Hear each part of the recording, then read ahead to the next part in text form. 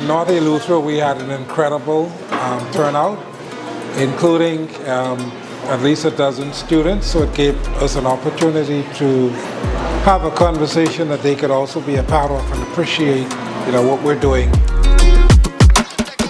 My name is Dan Woodside. I'm a student at North Eleuthera High School.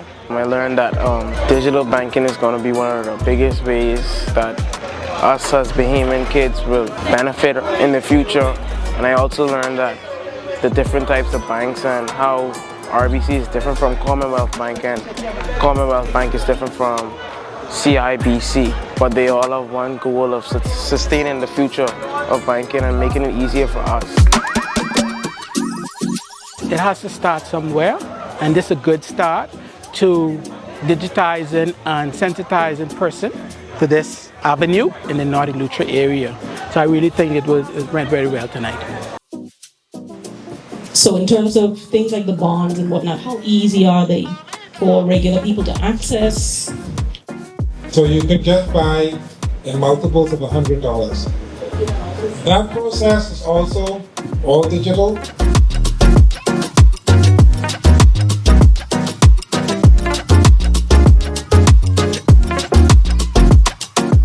So I had a conversation with Mr. Fine Threads, a taxi service. He is very interested in digitizing his business, being able to accept digital payments so that he is able to more conveniently address his payment challenges with his customers.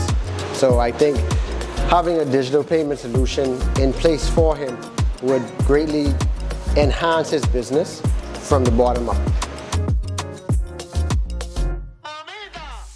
$1 is the digital Bahamian dollar. So it is issued and regulated by the Central Bank of Bahamas. The same notes that are issued that you use to buy goods and services and school fees and plane tickets with, that is the same money. It's just digital, it's digitized.